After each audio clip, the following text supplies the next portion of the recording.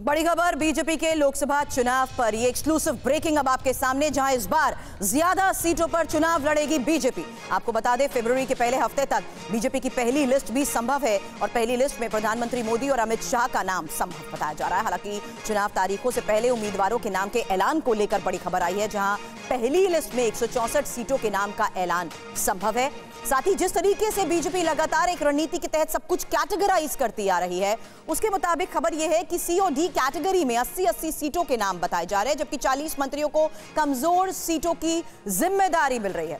70+ के नेताओं को टिकट ना देने का भी प्लान है।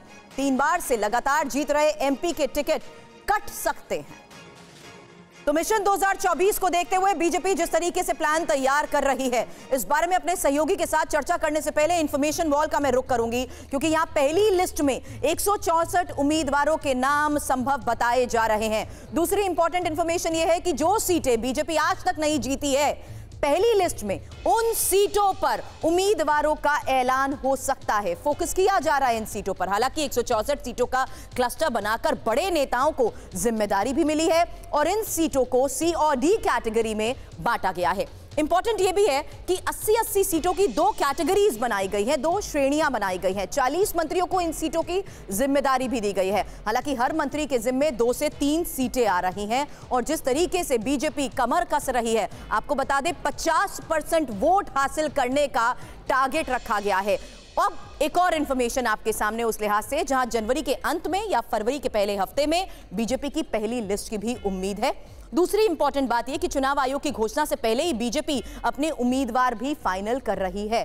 पहली लिस्ट में प्रधानमंत्री और गृह मंत्री के नाम होंगे और पिछले लोकसभा चुनाव की तुलना में इस बार ज्यादा सीटों पर बीजेपी चुनाव लड़ने की तैयारी कर रही है। आनंद प्रकाश पांडे हमारे सहयोगी इस वक्त हमारे साथ जुड़ चुके हैं। आनंद, ये साफ देखा गया है कि किस तरीके से चुनावी रणनीति के तहत सब कुछ कैटेगराइज करते हुए बड़ी जिम्मेदारियां दी जा रही हैं। हालांकि अभी फिलहाल ये पहली लिस्ट और इस लिस्ट में पीएम और गृह मंत्री के नाम के ऐलान की संभावनाओं को देखते हुए क्या बड़ी खबर आपके पास?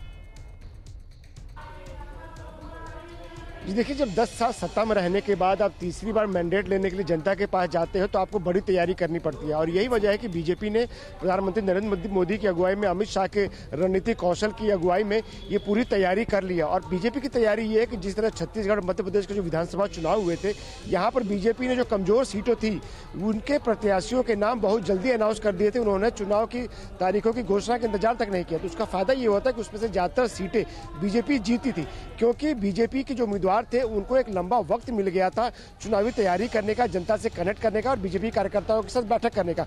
यही रणनीति बीजेपी जो इस बार लोकसभा चुनाव को लेकर ही बना रही है। बताया जा रहा है कि फरवरी के पहले हफ्ते में बीजेपी की जो पहली सूची होगी वो जारी कर दी जाएगी। इसमें से ज्यादातर सीटें वो होंगी जो बीजेपी आज तक कभी नहीं जीती है, या फिर पिछले चुनाव में जिन सीटों पर बीजेपी के जीत का मार्जिन बेहद कम था।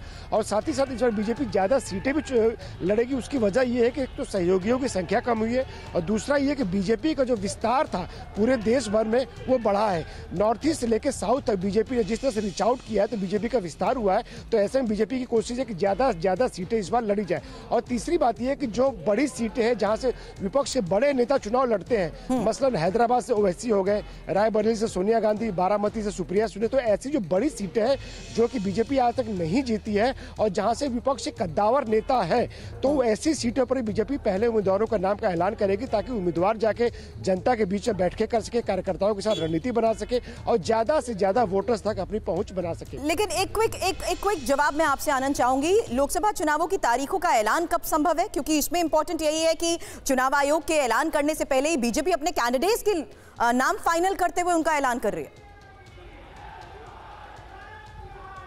जी बिल्कुल, मध्य प्रदेश और छत्तीसगढ़ विधानसभा चुनाव में बीजेपी ने यही किया था और संभवतः इस बार बताया जा रहा है कि मार्च के पहले या दूसरे हफ्ते में चुनाव की तारीखों का ऐलान किया जा सकता है। तो ऐसे में बीजेपी उन तारीखों का इंतजार नहीं कर रही है। उसके पहले ही पहली सूची जो है फरवरी के पहले हफ्ते तक बीजेपी जारी कर देगी, जिसमें ज्यादातर नाम वो होंगे जो कमजोर सीटें हैं। उसके बाद बीजेपी की बाकी सूची आएंगी, लेकिन पहली सीटें बताया जा रहा है 100 से ज्यादा उम्मीदवारों के नाम होंगे। शुक्रिया पूरी जानकारी के लिए आनंद आपका।